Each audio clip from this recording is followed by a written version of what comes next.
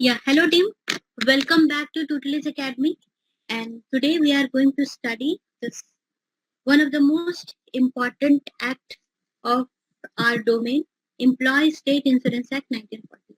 ठीक है, तो आज मैं सारा का सारा important notes cover करने की कोशिश करूंगी इस सेशन में and I hope आपको ये सेशन पसंद आएगा and it's going to be a bit lengthy. Although मैंने सारे points को concise करने का कोशिश किया है, बट जस्ट होल्ड ऑन और चाहे तो आप बीच में ब्रेक लिख सकते हैं सेक्शन को पॉज करके, और जो भी इम्पोर्टेंट पॉइंट्स आपको लगे आप साइमल्टेनियसली नोट डाउन भी कर सकते हैं. ओके, तो लेट्स स्टार्ट. तो सबसे पहले introduction. The employ state insurance act was enacted with the objective of introducing a scheme of health insurance. इसका ऑब्जेक्टिव क्या था? हमारे इंडस्ट्रियल वर्कर के लिए जिनकी वेजेस कम होती है काफी, उनके लिए हम हेल्थ इंश्योरेंस प्रोवाइड करें. सरकार उनको एक हेल्थ इंश्योरेंस में कवर करे, उसके लिए ESI एक्ट स्टार्ट हुआ था.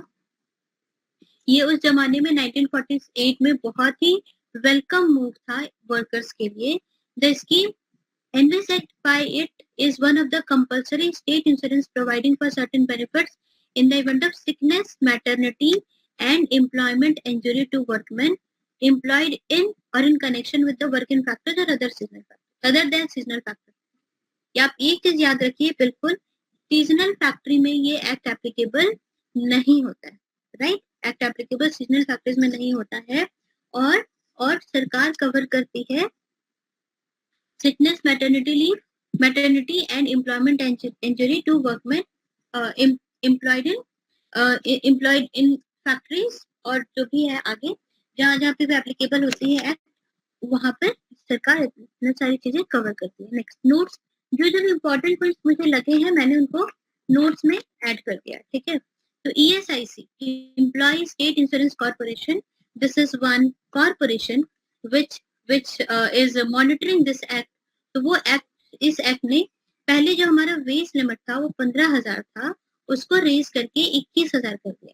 तो with effect from 1st of अक्टूबर 2016 अभी जो वेज सीलिंग है वो है 21,000. मतलब कि जिनका भी 21,000 से कम वेज है पर मंथ, उन पर ये एक्ट अप्लाई होगा. ठीक है, बिल पास्ड ऑन, कभी कभी डेट पूछा जा सकता है, तो bill passed on 2 April 1948 and came into force in 19th of April 1948.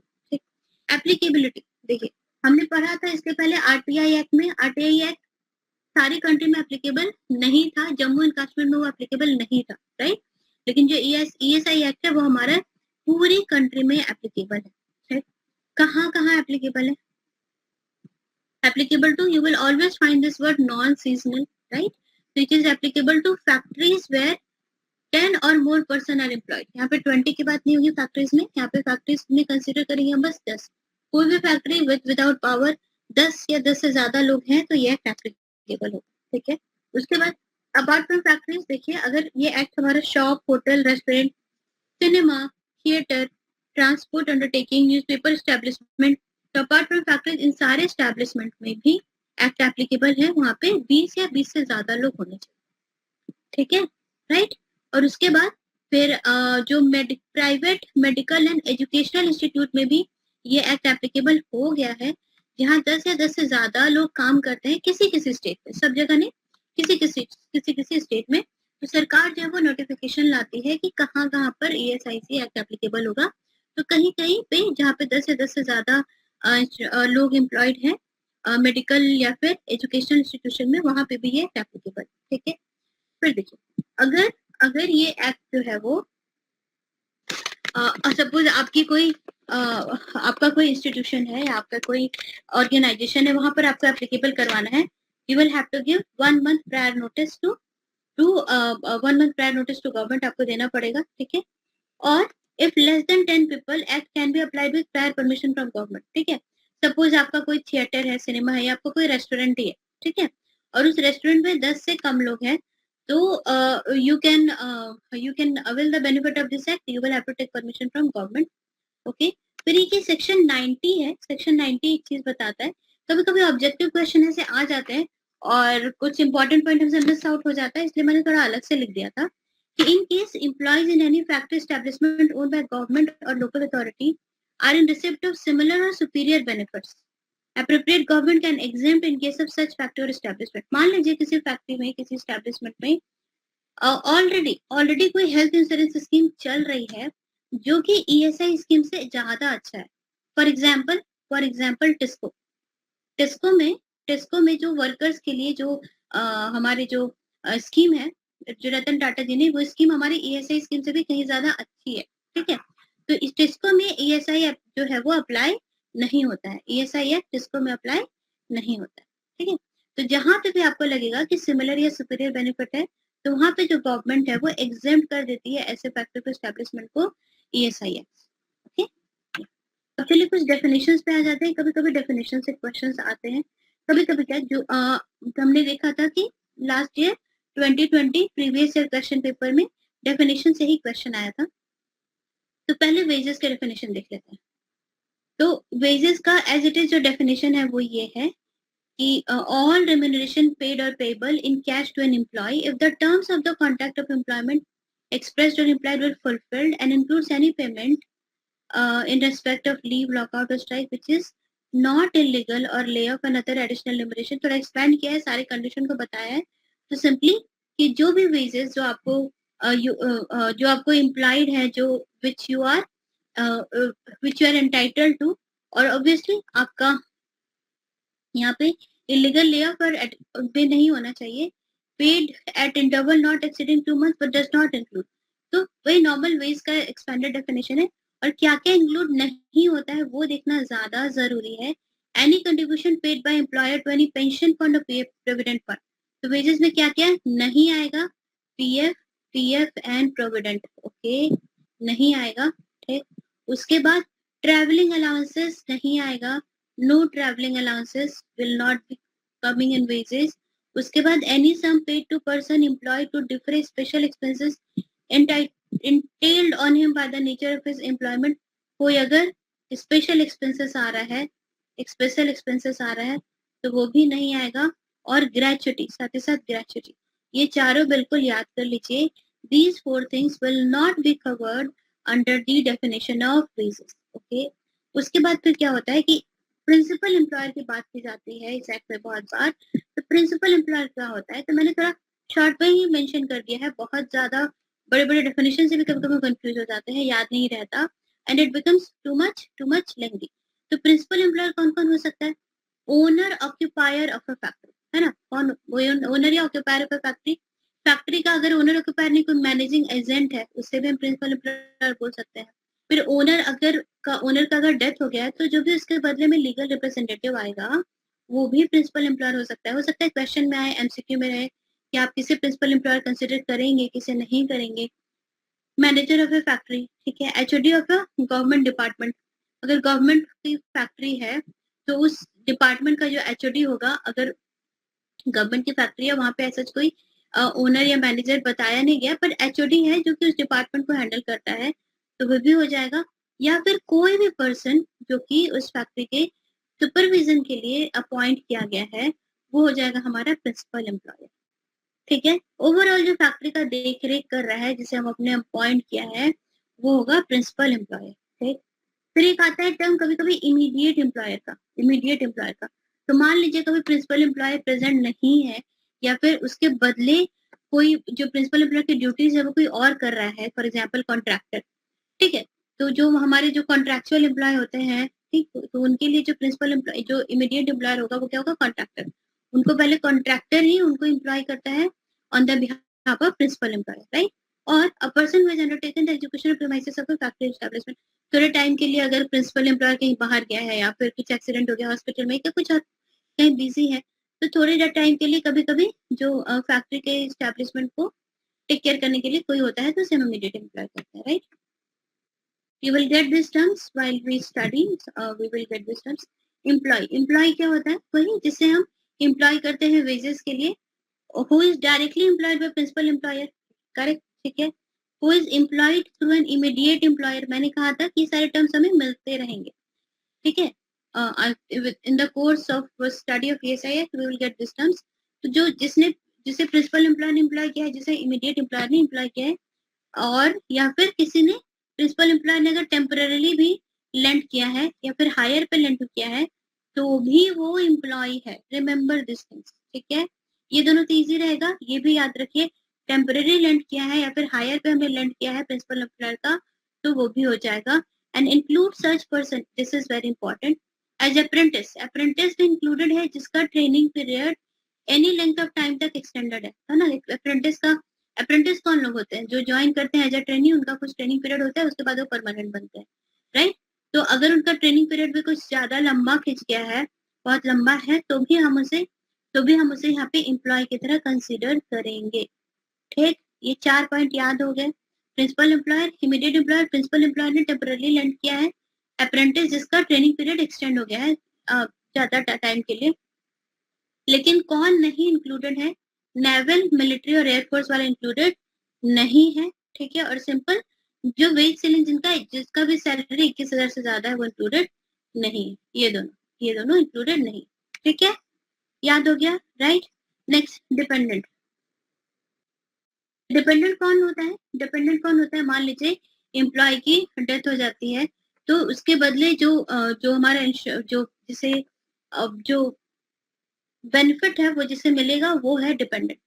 Dependent जिसे जिसे एम्प्लॉय का अगर डेथ हो जाता है, डिसेबलमेंट हो जाता है, तो जो भी बेनिफिट्स होगा वो किसे मिलेगा? डिपेंडेंट को मिलेगा। तो डिपेंडेंट कौन कौन हो सकता है? तो अ विडो, अ लेजिटिमेट और adopted son who has not attained the age of 25 years, an unmarried legitimate or adopted daughter।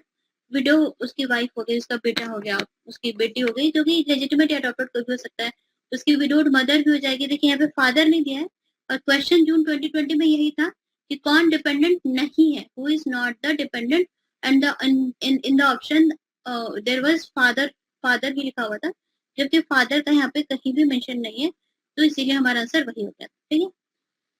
तो if wholly dependent on the earning of insured person at the time of his death, a legitimate or adopted son who has attained the age of 18 years and is informed। देखिए यहाँ पे दो दिया हुआ है, एक तो wholly dependent और एक पार्टली डिपेंडेंट वाला। हाँ, तो अगर wholly dependent है, legitimate और adopted son who has attained the age of 18 years and is informed। informed मतलब क्या होता है? informed मतलब कि फिजिकली और मेंटली स्ट्रांग नहीं, नॉट फिजिकली और मेंटली स्ट्रांग, मतलब वीक, फिजिकली या मेंटली वीक हो तो वोली डिपेंडेंट है तो सारा तो आ ही जाएगा, ठीक है। और अगर पार्टली डिपेंडेंट है, तो इफ वोली और in part dependent on the earning of insured person at the time of his death, अगर पार्टली या फिर वोली डिपेंडेंट है तो ये सारे लोग आ जाएंगे। A parent other than a widowed mother, ठीक, and a minor illegitimate son or an unmarried illegitimate daughter or a daughter illegitimate or adopted or illegitimate if married, and a minor or if widowed and a minor, ठीक है। Okay, right. Minor सन आ जाएगा अगर illegitimate है तो भी, और daughter भी आ जाएगी इलिजिटिमेट, और डॉटर आ जाएगी इलिजिटिमेट, सन डॉटर दोनों आ जाएगा, डॉटर लेजिटिमेट और अडॉप्टेड और illegitimate if married, and a minor or if widowed and a minor, okay। फिर a minor brother or an unmarried sister or a widowed sister if minor। Sister अगर minor हो तो या तो unmarried होनी, या तो सिस्टर अगर अनमैरिड होनी चाहिए, और अगर मैरिड है तो माइनर होनी चाहिए, है ना। अगर अनमैरिड है, अगर शादी हो गई है और विडो है, then she should be minor. फिर a widowed daughter in law, a minor child of predeceased son, a minor child of a predeceased daughter whose no parent of child is alive, okay। A paternal grandparent if no parent of the insured person is alive। तो अगर partly dependent है हम insured person पे, partly if wholly और in partly dependent on the earning of insured person, तो इतने सारे लोग जो है वो हमारे डिपेंडेंट में आ जाएंगे, ठीक है। अब नेक्स्ट बहुत इंपॉर्टेंट चीज है कॉन्ट्रीब्यूशन, किसका कितना कॉन्ट्रीब्यूशन रहता है। तो विथ इफेक्ट फ्रॉम 2019, ये बिल्कुल रिसेंट है। देखिए हमने पहले भी कुछ एक्ट्स पढ़े हैं जिसमें कि हमने देखा था पीएफ एक्ट एंड ऑल, तो उसमें हमने देखा था कि जो कंट्रीब्यूशन होता है वो एम्प्लॉय की तरफ से भी होता है, एम्प्लॉयर की तरफ से भी होता है, राइट। तो तो तो यहाँ पे देखिए एम्प्लॉय का कंट्रीब्यूशन अभी कितना है? 0.75 एम्प्लॉय का, ठीक है। और एम्प्लॉयर का कितना है? 3.25, टोटल 4%, टोटल 4% जा रहा है, ठीक। और कंट्रीब्यूशन इसके पहले बहुत जगह आप देखेंगे, बुक्स में देखेंगे, तो बहुत सारा स्टडी नोट्स में भी आप देख सकते हैं कि 6.5% था, पहले 1.75 था और 4.75 था, तो 6.5% ऑफ द वेजेस था पहले। अभी कितना है? अभी हमारा 4% ही कंट्रीब्यूशन है, यहाँ पे जो अमेंडमेंट हुआ है 2019 में उसके बाद, ठीक। ओके, इतना कंट्रीब्यूट किया जाता है, एम्प्लॉय अपनी सैलरी से इतना परसेंट कंट्रीब्यूट करता है और एम्प्लॉयर उसकी सैलरी का 3.25 कंट्रीब्यूट करता है। कहाँ कंट्रीब्यूट करता है? ईएसआई से जो हमारा कंट्रीब्यूशन था, एम्प्लॉय स्टेट इंश्योरेंस कॉर्पोरेशन, वहीं पर, ठीक है। फिर देखिए कुछ यहाँ पे नोट्स है। Employees in receipt of a daily veg up to ₹137 are exempted from payment of contribution। अगर 137 से कम, इससे कम अगर सैलरी है पर डे, तो उसे एग्जेम्प्ट किया जाता है कि उसे कंट्रीब्यूशन नहीं करना है, ठीक है। जैसे कि जो 0.75 था कंट्रीब्यूट करने का, यहाँ पे ये एम्प्लॉय को नहीं कंट्रीब्यूट करना है अगर उसकी सैलरी बहुत कम होगी, 137 रुपीज से कम होगी, तो उसको याद रखिए। लेकिन इसके बदले में एम्प्लॉयर कंट्रीब्यूट करेगा, employer will how will contribute their own share. Employer यहाँ पे 3.25 करेगा कंट्रीब्यूट, लेकिन जो 0.75 है यहाँ पे, क्योंकि इसकी सैलरी बहुत ज्यादा कम है, डेली वेज बहुत कम है, इसीलिए इसे एग्जेम्प्ट कर दिया गया है, ठीक है। और if the principal employer, first point, second point, अगर प्रिंसिपल एम्प्लॉयर को भी कंट्रीब्यूट करते रहना, पर अगर वो कंट्रीब्यूट करना भूल जाता है, ड्यू डेट में कंट्रीब्यूट नहीं करता है, तो 12% पर एनम उसको लगेगा simple interest. At simple interest 12% पर एनम उसे पे करना पड़ेगा, जितना भी डिले हुआ होगा उतना टाइम के लिए 12% इसका रेट लगेगा और उस हिसाब से उसे अपना कंट्रीब्यूशन देना पड़ेगा, ठीक है। फिर एक और चीज है काफी इंपॉर्टेंट, ये सबसे ना एमसीक्यू बन सकता है, ये सबसे एमसीक्यू बन सकता है, इससे बनेगा। फिर employer will be paying contribution on behalf of employee in the first instance. जो पहले मंथ की, जो फर्स्ट मंथ की सैलरी होती है, फर्स्ट मंथ की सैलरी में जो 0.7% एम्प्लॉय को कंट्रीब्यूट करना है, वो इनफैक्ट एम्प्लॉयर ही कर देता है। पहले बार में जो प्रिंसिपल एम्प्लॉयर होता है वही कंट्रीब्यूशन कर देता है in on the behalf of employee, और बाद में उसके वेजेस से डिडक्ट कर लेता है, बाद में देखा जाएगा कि कर सकता है कि नहीं, ठीक है। ये वाला पॉइंट जो है, ये वहां पे एक्चुअली 137 होना चाहिए, ये पुराना वाला पॉइंट है। पहले ₹100 था, तो जो जिनका 100 से कम था उनको एग्जेम्प्ट कर दिया जाता था, अभी ये 137 आ गया, तो you can ignore this point, चलिए, ठीक है। राइट, वी हैव जो भी, मेरी कोशिश है कि ज्यादा से ज्यादा चीजें आपको याद होती जाए, थोड़ा सा बड़ा है बट कोई बात नहीं, ओके। राइट, चलिए next, contribution period and benefit period. अब क्या होगा कि एम्प्लॉय और एम्प्लॉयर दोनों कंट्रीब्यूट कर रहे हैं अपने एंड से ईएसआईसी में, तो फिर कंट्रीब्यूशन पीरियड क्या होगा, बेनिफिट पीरियड क्या होगा।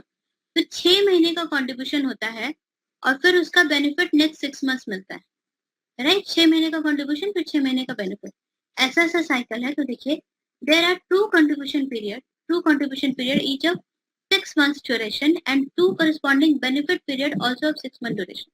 तो कंट्रीब्यूशन पीरियड हमारा कहाँ से, फाइनेंशियल ईयर से स्टार्ट होता है, फाइनेंशियल ईयर से, ठीक है। तो 1 अप्रैल टू 30 सितंबर पहला कंट्रीब्यूशन पीरियड होगा, और इसका जो कैश बेनिफिट पीरियड होगा वो हो जाएगा 1 जनवरी टू फॉलोइंग ईयर टू 30 जून, अगला साल का जनवरी से होगा, राइट। तो पूछा जा सकता है कि इस पीरियड के लिए कैश बेनिफिट पीरियड कौन सा होगा, और ऑप्शन में आपके डेट दिए हुए रह सकते हैं।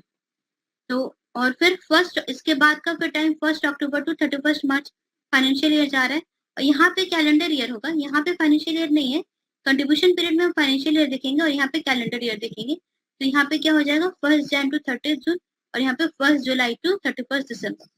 तो इस कंट्रीब्यूशन पीरियड का हमारा जो कैश बेनिफिट पीरियड होगा वो ये वाला होगा, ठीक है।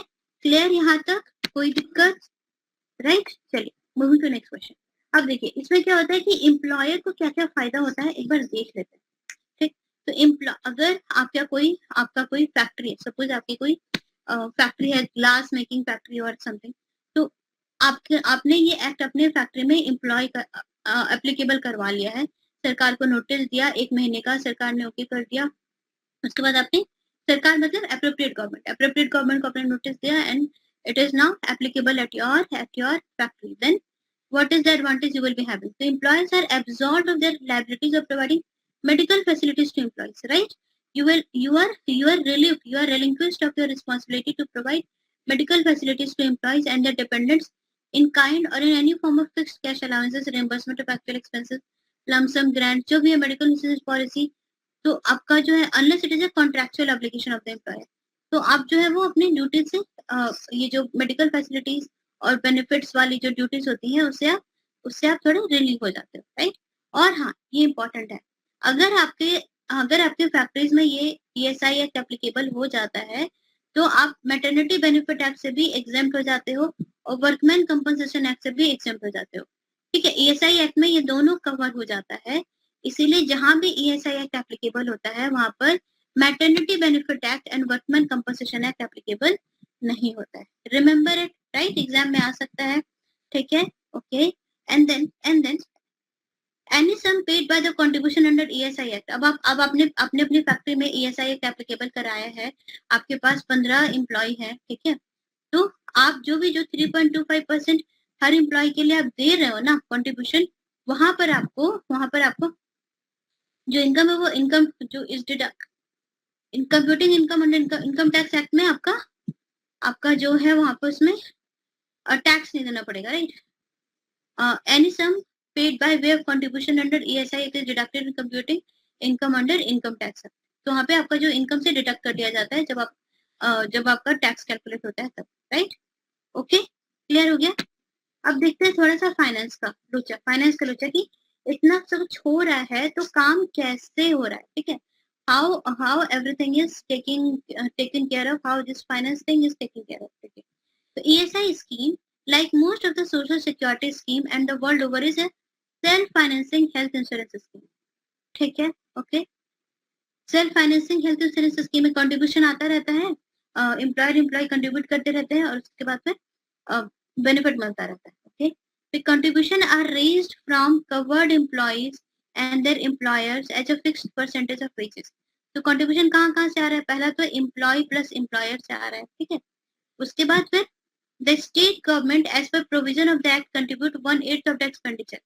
उसके बाद दूसरा जो हमारे स्टेट गवर्नमेंट है वो भी कंट्रीब्यूट करती है, जो एक फंड, ठीक है? यहाँ पे सब जमा हो रहा है पैसे और यहीं से बेनिफिट मिल रहा है. इसमें कौन कौन डाल रहा है? इसमें एम्प्लॉय और एम्प्लॉयर डाल रहा है, करेक्ट? उसके बाद स्टेट गवर्नमेंट भी इस फंड में पैसे डाल रही है, लेकिन स्टेट गवर्नमेंट कितना डालती है फिर आएगा MCQ में ये सारी चीजें. 1/8 of expenditure of medical benefit within a per capita selling of 1500 per insured person. Her insured person का जितना भी एक्सपेंडिचर होगा उसका 1/8 जो है वो स्टेट गवर्नमेंट देगी, लेकिन मैक्सिमम कितना होना चाहिए? ये मैक्सिमम ₹1500 ही होना चाहिए, 1500 ही होना चाहिए, ठीक है? Reading once again, the state government as per the provision of the act contribute 1/8 of the expenditure of medical benefit. Yes, and remember it, देखिए 1/8 of expenditure of medical benefit. यहाँ बात किसकी की जा रही है? State government. देखिए there are 6 types of benefit in this act, जिसमें कि पहला है मेडिकल बेनिफिट, तो वो सिर्फ और सिर्फ स्टेट गवर्नमेंट मेडिकल बेनिफिट में ही कंट्रीब्यूट करेगी और जो कि होगा 1/8 ऑफ एक्सपेंडिचर और सीलिंग होगा 1500 पर इंश्योर्ड पर्सन, ठीक है? अब बाकी का तो 1/8, तो बाकी का पैसा कहाँ से आएगा? तो बाकी का पैसा हमारा जो ESI बोर्ड है, ESIC बोर्ड, जिसके बारे में हम आगे पढ़ेंगे, वो कंट्रीब्यूट करती है, ठीक है? क्लियर हो गया फाइनेंस का. ESIC बोर्ड कंट्रीब्यूट करती है, एम्प्लॉय और एम्प्लॉयर कंट्रीब्यूट करता है, साथ ही साथ स्टेट गवर्नमेंट सिर्फ और सिर्फ मेडिकल बेनिफिट में कंट्रीब्यूट करती है. कितना? 1/8 एंड द सेलिंग इज ₹1500 पर इंश्योर्ड पर्सन, ठीक है? अब चलिए next step, next we are going to study about benefits. तो देखिए सेक्शन 46 हमारा स्पेसिफिकली सिर्फ बेनिफिट्स की बात करता है, काफी इंपॉर्टेंट है ये, ठीक? और यहाँ पे 6 सोशल सिक्योरिटी बेनिफिट, जहाँ के मैंने बताया था आपको, तो 6 सोशल सिक्योरिटी बेनिफिट मिलता है. तो ये एक्ट हमें 6 तरह के बेनिफिट प्रोवाइड कराती है. तो सबसे पहला होता है क्या? मेडिकल बेनिफिट, ठीक है? जो कि हमने यहाँ पे देखा था, जिसके लिए स्टेट कंट्रीब्यूट करती है 1/8. सो व्हाट इज हैपनिंग है कि अगर जो भी पर्सन इंश्योर्ड है, आपका जो एस्टेब्लिशमेंट है वहां पे आपने ESI एक्ट अप्लाई करा लिया, तो जो भी पर्सन इंश्योर्ड है उसका पूरा का पूरा मेडिकल केयर और उसकी फैमिली का भी medical care from the day he enters insurable employment, from day one of his job he will be completely insured और उसके फैमिली मेंबर्स भी कंप्लीटली इंश्योर्ड होंगे. There is no ceiling, there is no ceiling on expenditure on the treatment of insured person और his family member. कोई ceiling नहीं है. अगर family member को कुछ ऐसा कुछ डिजीजेस हैं एंड ऑल तो वो सारा कुछ यहाँ पे हो जाएगा, कोई सीलिंग नहीं है. Medical care is also provided to retired and permanently disabled insured person. एक बार मैंने एक कहीं पे पढ़ा था कि the only act which covers retired person is ESI Act. ESI act ही है जो कि रिटायर्ड पर्सन को भी कवर करता है और कोई एक्ट नहीं है. ठीक है. तो medical care is provided to retired and permanently disabled insured person. Permanently disabled insured person को भी ये मेडिकल केयर वाला जो ये कवर करती है. And their spouses on the payment of a token annual premium of ₹120. आप 120 रुपए का एनुअल प्रीमियम दीजिए. ठीक है. और अगर आप पहले कवर्ड थे, आप रिटायर हो गए या फिर परमानेंटली डिसेबल हो गए तो आप अपने और अपने स्पाउस के लिए भी आप इंश्योरेंस कवर करवा सकते हो. This is a very good, very welcome move, right. ठीक है. समझ आ गया मेडिकल बेनिफिट का. नेक्स्ट जो नेक्स्ट बेनिफिट कवर होता है वो होता है सिकनेस बेनिफिट. अब sickness benefit in the form of cash compensation. देखिए मेडिकल बेनिफिट कैश में नहीं दिया जाता. ठीक है. और लेकिन सिकनेस बेनिफिट आपको कैश में दिया जाता है. मेडिकल बेनिफिट में क्या होता है कि मेडिकल केयर मिलता है आपको, हॉस्पिटल मिल जाएंगे, आपको फ्री में चेकअप होगा आपका. ठीक है. और जो डिजीजेस के लिस्ट भी रहते हैं इसके अंदर, बहुत थोड़ा ब्रॉड है ये एक्ट काफी ज्यादा. अगर आप तो उसमें डिजीजेस के लिस्ट में रहते हैं, अगर वो सारा कुछ है तो वो सारा कुछ आपका कवर हो जाता है. ठीक है. तो हॉस्पिटल आपको मिलेगा, फ्री मेडिकल चेकअप्स मिलेंगे, फ्री डॉक्टर एडवाइस मिलेगा, वो सारा कुछ इसमें होगा. And then sickness benefit is in the form of cash compensation at the rate of 70% of wages is payable to insured worker during the period of certified sickness for a maximum of 91 days in a year. देखिए इसमें आपको क्या क्या याद रखना है, जो चीज हाईलाइटेड है. सिकनेस बेनिफिट क्या होता है? सबसे पहला चीज 3 मंथ्स के लिए मिलता है. 3 मंथ्स के लिए आपको कैश मिलेगा. अगर आप बीमार हो तो 3 मंथ्स के लिए कैश मिलेगा. ओके. और ये जो कैश होगा वो कितना होगा? 70% of your wages, 70% of your wages. और उसके बाद in order to qualify for this, a worker is required to contribute 78 days in a contribution period of 6 months. ठीक है. यहाँ पे क्या था? यहाँ पे from the day he enters insurable employment, medical benefit जिस दिन से आपने इंश्योरेंस लिया उस दिन से बस आपको मेडिकल बेनिफिट मिलना शुरू. लेकिन ये सिकनेस बेनिफिट का कैश अवेल करने के लिए कैश कितना होगा? 3 मंथ के लिए आपको मिलेगा 70% ऑफ योर वेजेस. उसके लिए आपको कम से कम लास्ट 6 मंथ में 78 डेज काम किए होना चाहिए. you have to be present for 78 days in the last 6 months. ठीक है. तभी आपको सिकनेस बेनिफिट मिलेगी. याद हो गया डेटा? 70%, 91 days, 78 days. ओके. और सिकनेस बेनिफिट के अंदर कुछ कुछ और चीजें भी आती हैं कि मान लीजिए कि extended sickness benefit, SB sickness benefit को हम 2 साल तक एक्सटेंड भी कर सकते हैं. और उसके लिए कुछ सर्टेन डिजीजेस हैं, 34 malignant and long term diseases इसका लिस्ट रहता है. तो वो अगर वो सारे डिजीजेस हैं और मतलब क्योर नहीं हो रहा, लंबा चल रहा है, तो क्या होता है कि तो आपको इनहैंस सिकनेस बेनिफिट मिलता है और 80% ऑफ वेजेस आपको कैश में दिए जाते हैं. ठीक है.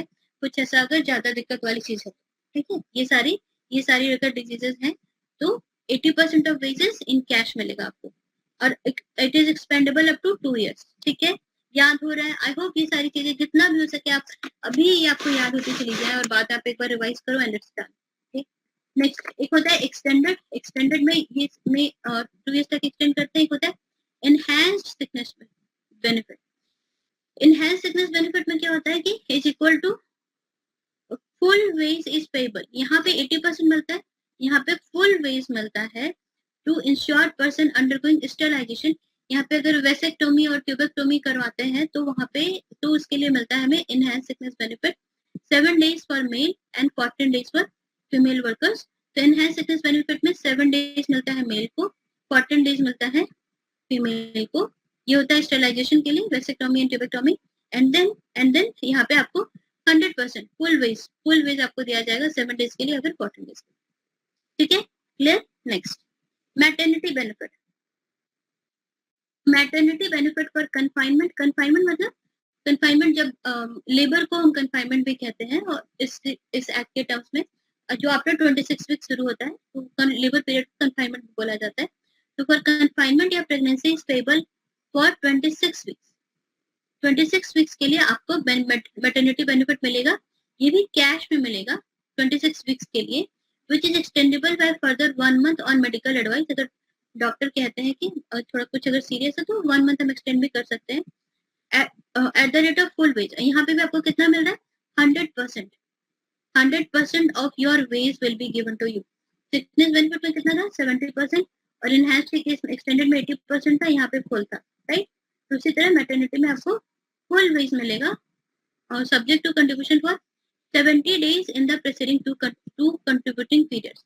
तो इसके पहले का अब जो 2 कंट्रीब्यूशन पीरियड मतलब 1 साल हो गया है ना, तो 1 साल में 70 डेज एटलीस्ट प्रेजेंट होना चाहिए। जो फीमेल वर्कर होगी उसको 1 साल में एटलीस्ट 70 डेज प्रेजेंट होना चाहिए, तभी मैटरनिटी बेनिफिट मिलेगा। कितने टाइम के लिए 26 वीक्स के लिए 100%, ठीक है, ओके, क्लियर हो गया। 70 डेज तक प्रेजेंट होना चाहिए 2 कंट्रीब्यूशन पीरियड्स में, वो 100% मिलेगा फॉर 26 वीक, जिसे हम चाहे तो एक्सटेंड करा सकते हैं। क्लियर हो गया। 3 तरह के बेनिफिट हमने देखे। चौथा देखिए, एक है डिसेबलमेंट बेनिफिट। अब डिसेबलमेंट बेनिफिट में भी 2 तरह के बेनिफिट हो सकते हैं, या तो टेम्पररी डिसेबलमेंट हो सकता है या तो परमानेंट डिसेबलमेंट हो सकता है, राइट। तो टेम्पररी डिसेबलमेंट में from day 1 of entering insurable employment and irrespective of having paid any contribution in case of employment injury, ठीक है। तो आपने डे 1 जब से आपने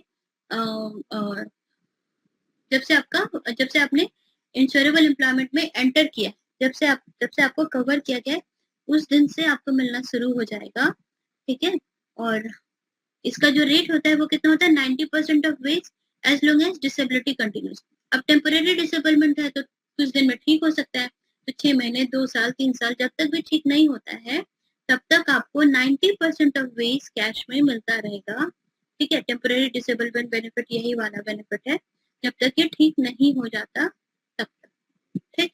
और परमानेंट में क्या होता है, अगर परमानेंट डिसेबल हो गया मतलब आप कुछ भी काम नहीं कर सकते हो, तो the benefit is paid at the rate of 90% of wage in the form of monthly payment depending upon the extent of loss of earning capacity as certified by a medical board, ठीक है। देखिए ये इसमें देखिए दोनों में 2 case बनता है, टेम्पररी डिसेबलमेंट है और यहाँ पे जब कुछ भी काम में कर सकते हैं या फिर नहीं भी कर सकते हैं। अगर if suppose if 1 limb is lost तो कुछ तो काम हो सकता है, और if both the limbs are lost तो कुछ भी काम नहीं हो सकता। तो सॉरी इन परमानेंट डिसेबलमेंट तो वो देखा जाता है कि कितना लॉस हुआ है अर्निंग कैपेसिटी का कितना लॉस हुआ है, और उसके हिसाब से भी जो मंथली पेमेंट है वो डिसाइड की जाती है कि परमानेंट डिसेबलमेंट में भी कितना लॉस हुआ। अगर थोड़ा मोड़ा डिसेबलमेंट हुआ है तो फिर कम रहेगा जो बेनिफिट होगा, और अगर ज्यादा डिसेबलमेंट हुआ है, अगर अर्निंग कैपेसिटी आपको बिल्कुल भी नहीं है तो उस हिसाब से आपको ज्यादा बेनिफिट दिया जाएगा। तो benefit is paid eight the rate of 90%, यहाँ पे भी 90% है, डिपेंडिंग अपॉन 90% है लेकिन डिपेंड्स, यहाँ पे भी 90% है लेकिन यहाँ पे जब तक डिसेबिलिटी है यहाँ पे 90% है, एंड इट डिपेंड्स, अगर जरूरत पड़ेगा तो 100% भी कर दिया जाएगा, ओके। तो 4 तरह के बेनिफिट्स हमने पढ़े, कौन कौन से, maternity benefit, sickness benefit, medical benefit, disablement benefit, and next is dependent benefit. Dependent benefit paid at the rate of 90% of wages in the form of monthly payment to the dependent of a deceased insurance person। अगर जो insured person होता है उसकी अगर death हो जाती है तो 90% ऑफ द वेज मिलेगा किसको, डिपेंडेंट्स को। डिपेंडेंट्स कौन कौन थे हमने शुरू में देखा, right. In cases where death occurs due to employment injury और ऑक्यूपेशनल हजार्ड। यहाँ पे आपको देखना पड़ेगा कि जो डेथ होती है वो death during the course of employment ही हो रही है। अगर सपोज कि जो वर्कर था उसने कुछ 5 डेज के लिए हॉलीडे लिया और हॉलीडे में वो कहीं जा रहा था और वहां पे because of some other reasons उसकी डेथ हो जाती है, तो ये डिपेंडेंट बेनिफिट नहीं मिलेगा। डिपेंडेंट बेनिफिट तभी मिलेगा ऑक्यूपेशनल हजार्ड, अगर ऑक्यूपेशनल हजार्ड अगर वो माइंस में काम करता था, वहां पर उसे कुछ निमोनिया हो गया, उसके कारण डेथ हो जाता है तो उसे मिलेगा, या कोई एम्प्लॉयमेंट इंजरी है तो उसके कारण डेथ होता है, तभी डिपेंडेंट बेनिफिट मिलेगा। ठीक है, उसके बाद ये 5वां हो गया डिपेंडेंट, और 6th जो होता है वो अदर बेनिफिट होता है। और कभी कभी कहीं कहीं पर आपको मिलेगा, दिखेगा कि 6th को फ्यूनरल एक्सपेंसेस भी कह देते हैं, तो कोई बात नहीं, इसमें अदर बेनिफिट में फ्यूनरल एक्सपेंसेस और कन्फाइनमेंट एक्सपेंसेस दोनों इंक्लूडेड है। तो फ्यूनरल का ये अमाउंट पूछा जाता है कई बार कि कितना अमाउंट पे किया जाता है डिपेंडेंस को अगर डेथ हो जाती है तो जो फ्यूनरल के पर्पस के लिए 15,000 रुपए दिए जाते हैं for the last rites. Okay, और कन्फाइनमेंट जैसे मैंने बताया था लेबर के लिए, लेबर प्रेगनेंसी, तो उसमें an insured woman or an IP in respect of his wife in case confinement occurs at a place where necessary medical facilities under ESI schemes are not available, है ना, कि अगर कुछ अगर लेबर का issue हो जाता है तो, या अगर तुरंत हमें हॉस्पिटल चाहिए और वहां पर अगर कुछ जो हॉस्पिटल ESI एक्ट में कवर्ड नहीं है वहां पर अगर ट्रीटमेंट कराना पड़े तो अलग से कन्फाइनमेंट एक्सपेंसेस भी मिलते हैं। तो ये दोनों चीजें हैं अदर बेनिफिट्स में। और इसके अलावा कुछ कुछ और भी बेनिफिट है इंश्योर्ड वर्कर्स के लिए, एक नीड बेस्ड, जिसे हम नीड बेस्ड बेनिफिट कहते हैं, और ये सारे ये इसी टैब में आते हैं, जो अदर बेनिफिट है ना इसी टैब में ये सारे एक्सपेंसेस आते हैं। एक होता है vocational rehabilitation, to permanently disabled insured person for undergoing TR VR training at VRS। ठीक है, तो अगर कोई पर्सन परमानेंटली डिसेबल हो जाता है तो सपोज इसके लिम्ब डिसेबल हो गया पर वो पैर से काम कर सकता है, तो उसे किसी दूसरे डिपार्टमेंट में काम करना पड़ेगा, राइट, तो उस हिसाब से उसे ट्रेनिंग देनी पड़ेगी। तो वोकेशनल रिहेबिलिटेशन में, या फिर अगर सपोज कोई एक हाथ डैमेज हो जाता है तो दूसरे हाथ से उसे अगर काम करना है तो काम का नेचर चेंज करना पड़ेगा, उसके लिए उसे ट्रेनिंग प्रोवाइड करानी पड़ेगा। तो वो उसके लिए भी हम जो है वो वोकेशनल रिहेबिलिटेशन अरेंज करवाते हैं। उसके बाद होता है फिजिकल रिहेबिलिटेशन, तो अगर फिजिकल डिसेबलमेंट हो जाता है तो अगर जैसे फिजियोथेरेपी चाहिए या फिर कुछ एक्सरसाइज चाहिए या फिर कुछ मेडिकल केयर चाहिए तो वो फिजिकल रिहेबिलिटेशन में फिजिकल डिसेबलमेंट होता है अगर एम्प्लॉयमेंट इंजरी के लिए, तो उसका टेक केयर किया जाता है। फिर एक ओल्ड एज मेडिकल केयर भी होता है, तो for insured person retiring on attaining the age of superannuation or under VRS and person having to leave service due to permanent disability, insured person and spouse and payment of rupees 120 per annum। ये तो हमने भी देखा था कि अगर कोई person retire हो जा रहा है, ठीक है, और attaining the age of superannuation, what is the meaning of attaining the age of superannuation? Superannuation का एज मतलब कि ऐसा कुछ डिसाइडेड था कि उसे 50 साल तक ही काम करना है। सुपर एनुएशन मतलब कि जब आपका टाइम पीरियड खत्म हो रहा है, जब as per the rule, as per the rule हो सकता है रिटायरमेंट पीरियड पे आपका टाइम पीरियड खत्म हो रहा हो, या फिर कोई टर्म एंड कंडीशन थी कि 10 साल तक ही काम करना है, या फिर किसी और रीजन से। तो सुपर एनुएशन मतलब for any reason you have attained the age of superannuation, मतलब you are leaving the company for any reason। तो और attaining the age of superannuation under VRS और ERS, VRS भी क्या होगा कि you are leaving the organization and the reason is voluntary retirement scheme, तो you have attained the age of superannuation, right? The person having to leave service due to permanent disability, और तो आप 120 रुपए का टोकन ले सकते हो हर साल के लिए और आपको ओल्ड एज मेडिकल केयर मिलता रहेगा। Okay, this is also very good scheme. And then there is one more scheme, Rajiv Gandhi Shramik Kalyan योजना। तो इसमें क्या होता है कि an insured person who became unemployed after being insured for 3 or more years due to closure of factory or establishment, है ना, कोई इंश्योर्ड पर्सन था, उसके बाद क्या हुआ कि काम कर रहा था, कंट्रीब्यूशन भी पे कर रहा था, लेकिन फैक्ट्री क्या हुआ, बंद हो गया, फैक्ट्री बंद हो गया और उसने 3 साल तक काम किया था, तो फैक्ट्री बंद हो गया या फिर उसे रिट्रेंच कर दिया गया या फिर किसी कारण से उसे हटा दिया गया, तो they are entitled to unemployment allowances up to 50% of wage for a maximum period of 2 years। ठीक है, तो क्या होता है कि उसे दो साल के लिए 50% ऑफ वेजेस मिलेगा एज एन अनएम्प्लॉयड अलाउंस। मतलब उसने कंट्रीब्यूट किया लेकिन किसी रीजन से फिर वो बाद में अनएम्प्लॉय हो गया, तो सरकार उसे अनएम्प्लॉयमेंट अलाउंसेस देगी। Okay, to medical care for self and family from ESI hospital dispensary during the period IP receives unemployment allowance। तो जब तक कि जो हमारा IP मतलब इंश्योर्ड पर्सन, तो जब तक भी इंश्योर्ड पर्सन को मेडिकल अलाउंसेस मिल रहा है यहाँ पे 2 साल के लिए, तो कुछ कुछ ईएसआई, जैसे मैंने आपको बताया था, मेडिकल बेनिफिट जो होता है, मेडिकल बेनिफिट में कैश नहीं पे की जाती, मेडिकल बेनिफिट में आपको हॉस्पिटल और डिस्पेंसरी में फ्री में एक्सेस मिलता है। तो वहां पे भी जब तक अनएम्प्लॉयमेंट अलाउंस मिल रहा है तब तक उससे और इसकी फैमिली को यहाँ इन सारे हॉस्पिटल में और डिस्पेंसरी में फ्री में चेकअप होगा, मेडिकल केयर होगा उसका, ठीक है। फिर vocational training provided for upgrading skills. अब क्योंकि वो अनएम्प्लॉयड रह गया है पर उसने कॉन्ट्रीब्यूट किया है, तो सरकार अपनी तरफ से इतनी सारी चीजें प्रोवाइड कराती है, और अगर वो अपना स्किल को अपग्रेड करना चाहता है तो वोकेशनल ट्रेनिंग भी प्रोवाइड की जाती है, ठीक है, राइट। चलिए यहाँ पे भी मैंने एक अलग से नोट लिख दिया था कि all the above benefits, medical benefit में आपको कैश नहीं मिलता, लेकिन सब में कैश मिलता है, बाकी सारी चीजों में कैश मिलता है। देखिए यहाँ पे भी कैश मिल रहा है ना, यहाँ पे भी फ्यूनरल एक्सपेंसेस में कैश मिल रहा है, डिपेंडेंस बेनिफिट को कैश मिल रहा है, डिस्प्लेसमेंट बेनिफिट में भी कैश मिल रहा है, मैटरनिटी में भी कैश मिलता ही है, इसमें भी, लेकिन मेडिकल बेनिफिट में कैश नहीं मिलता है। लेकिन इसमें जो खर्चा आता है वो खर्चा हमारा वो खर्चा हमारा जो हमने देखा था, एम्प्लॉयर कंट्रीब्यूट करता है उससे आता है, और state government 1/8 of the expenditure of medical benefit को कवर करती है, बाकी ईएसआई से, करेक्ट, ठीक है।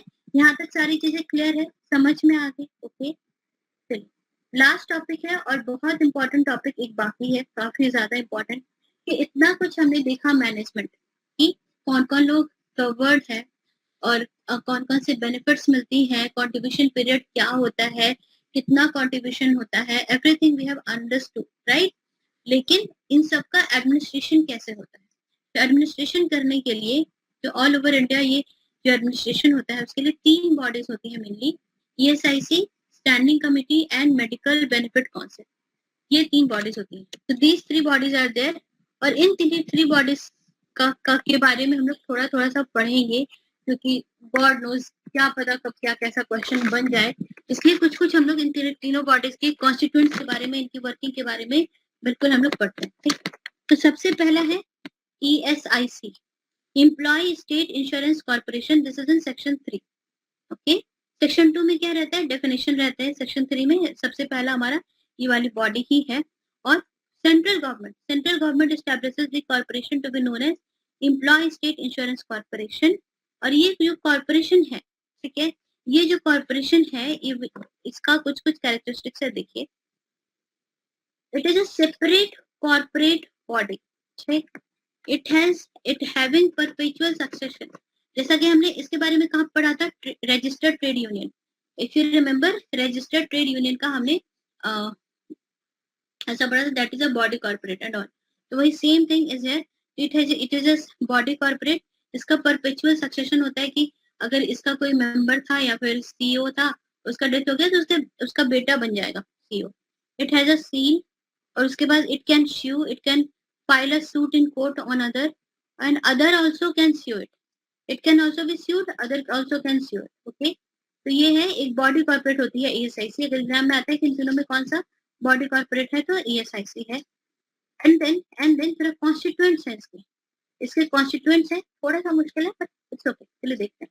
चेयरमैन तो होगा ही, चेयरमैन और वाइस चेयरमैन तो होगा ही, और क्योंकि सेंट्रल गवर्नमेंट ESIC एक सेंट्रल बॉडी, सेंट्रल गवर्नमेंट ही इसे अपॉइंट करेगी, okay. And not more than 5% to be appointed by central government, okay, चलिए ठीक है।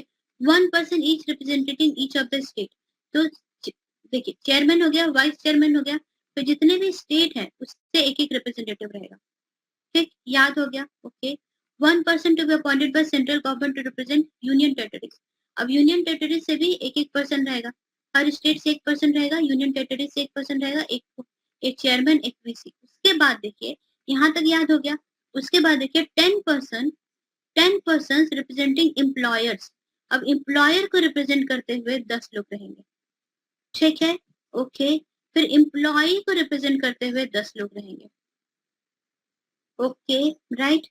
2 person representing the medical profession को रिप्रेजेंट करने के लिए 2 लोग रहेंगे, मेडिकल प्रोफेशन को रिप्रेजेंट करने के लिए, ओके। और उसके बाद फिर कुछ लोग, क्योंकि सेंट्रल गवर्नमेंट का ये एक बॉडी है, तो कुछ लोग यहाँ पे 3 मेंबर्स ऑफ पार्लियामेंट 2 होंगे, लोकसभा से 2 होंगे, और राज्यसभा से 1 होगा, and 1 will be from राज्य सभा. ठीक, ओके, ठीक है. फिर से देखते हैं, चेयरमैन, वाइस चेयरमैन और सारा का अपॉइंटमेंट कौन कर रहा है? सेंट्रल गवर्नमेंट कर रहा है. चेयरमैन, वाइस चेयरमैन, फिर हर स्टेट से 1-1%, यूनियन टेरिटरी से 1%, एम्प्लॉयर के 10 रिप्रेजेंटेटिव, एम्प्लॉय के 10 रिप्रेजेंटेटिव. उसके बाद फिर मेडिकल प्रोफेशन से 2 लोग रहेंगे, ऑब्वियसली जरूरी है. लोकसभा से 2, राज्यसभा से 1, और फिर director general of the corporation is the ex officio. Okay, director general of the corporation will be ex officio. Okay, या तो ये हमारा कॉन्स्टिट्यूएंट. ठीक, नोट डाउन कर लीजिए, नोट डाउन कर लीजिए. कभी कभी पूछा जाता है कि एम्प्लॉयर और एम्प्लॉय के कितने रिप्रेजेंटेटिव रहेंगे, तो इस तरह से कुछ क्वेश्चन आ सकता है कि लोकसभा राज्यसभा से कितने लोग रहेंगे, ये सारे क्वेश्चन आ सकते हैं. फिर यहाँ पे क्या होता है कि ईएसआईसी में एक फंड होता है, एम्प्लॉय स्टेट इंश्योरेंस फंड होता है, और जितना भी all contribution paid under this act and all money received on behalf of corporation shall be put into a fund called employee state insurance fund. जितना भी पैसा रिसीव हुआ होता है एम्प्लॉय की तरफ से, स्टेट की तरफ से, या कोई लोग क्या कहते हैं, चैरिटी के तौर पे भी डाल देते हैं फंड, तो वो सारा कुछ इसी में फंड में जमा होता है. द कॉर्पोरेशन में accept grant, donation, gift from central और any other state government, local authority और एनी इंडिविजुअल और बॉडी, वेदर कॉर्पोरेट और not, for any purpose of this act. जितने भी बहुत सारे लोग ग्रांट देते हैं, डोनेशन देते हैं, सारा इस फंड में जमा हो रहा है, सारा इस फंड में जमा हो रहा है. All money received will be paid in cash to RBI और government approved bank, credit to the account of employ state insurance fund. वही है, अब ये जो फंड है वो सारा रखा कहाँ रहता है? या तो आरबीआई में या फिर किसी भी गवर्नमेंट बैंक में ये फंड रखा रहता है, और वहीं से डिस्ट्रीब्यूशन, मॉनिटरिंग सब कुछ होता है. इसका प्रॉपर, इसकी ऑडिटिंग होती है, चेकिंग होती है. बहुत सारे लोग होते हैं जो कि इन्वॉल्व हुए रहते हैं इसका डिस्ट्रीब्यूशन में, चेकिंग में, मैनेजमेंट में, ऑडिटिंग में. वो सारा कुछ यहाँ पे होता रहता है, सारा प्रोसेस होता रहता है. जो भी नेसेसरी थी वो सारी चीजें मैंने आज के पीडीएफ में इंक्लूड किए. राइट, चलिए अब नेक्स्ट बॉडी जो है वो है स्टैंडिंग कमेटी. अभी कौन है स्टैंडिंग कमेटी? तो स्टैंडिंग कमेटी की ड्यूटीज क्या है?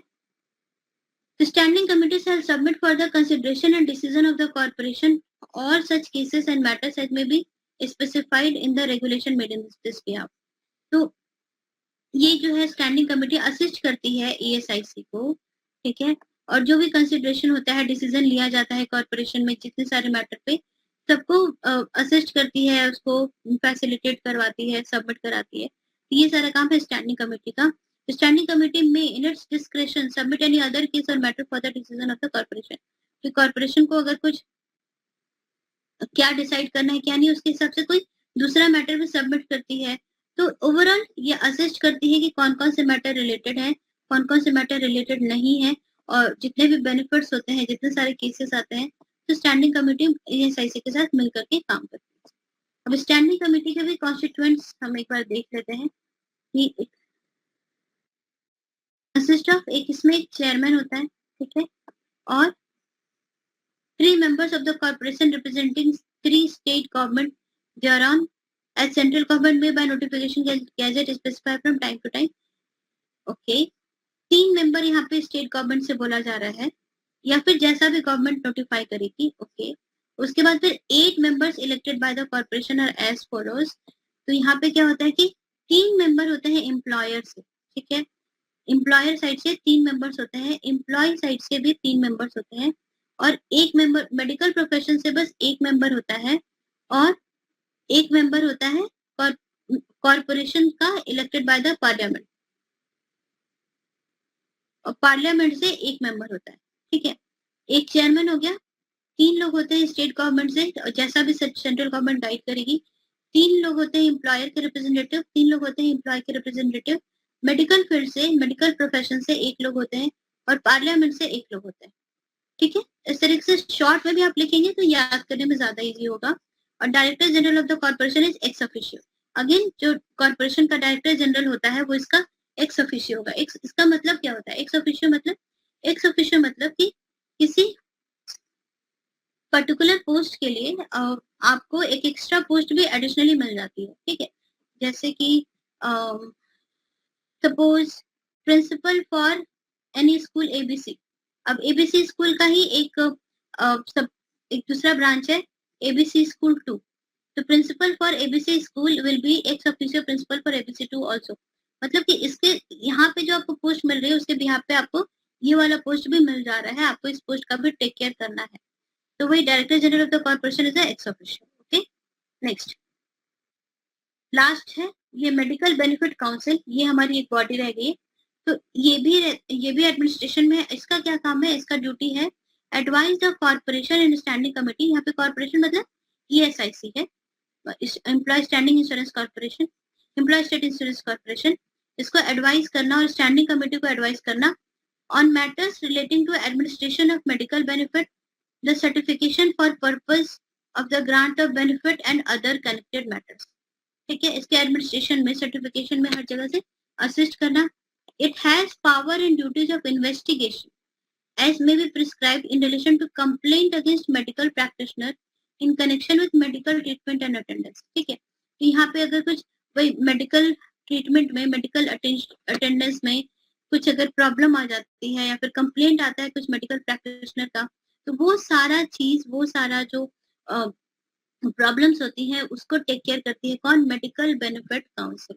जैसा कि नाम बता रहा है उसी से हमें समझ में आ रहा है। Perform such other duties in connection में मेडिकल ट्रीटमेंट एंड अटेंडेंस। वही इससे रिलेटेड जो भी काम होगा कि मेडिकल बेनिफिट सही इंसान को मिल रहा है कि नहीं, और हमने ठीक से ट्रीटमेंट हो रहा है कि नहीं, और ठीक ठाक से अटेंडेंस है कि नहीं, वो सारा कुछ यहाँ पे ये जो हमारी बॉडी है मेडिकल बेनिफिट काउंसिल वो देखती है। ठीक है, ये 2010 के अमेंडमेंट में ये बॉडी आई थी। ओके, ये भी आप याद रख सकते हैं।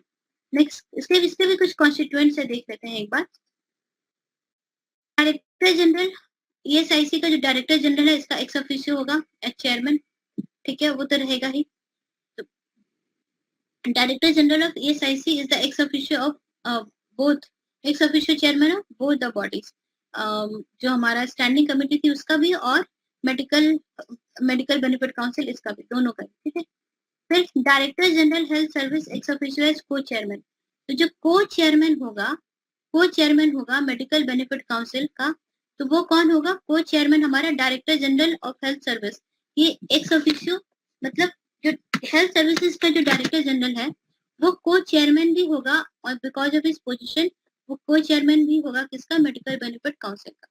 ओके, ये दोनों क्वेश्चन कभी कभी आते हैं कि who is the ex officio chairman of medical benefit council, ऐसा क्वेश्चन आता है। Who is the ex officio को chairman of medical benefit council under ESI act, ऐसा क्वेश्चन भी आ सकता है।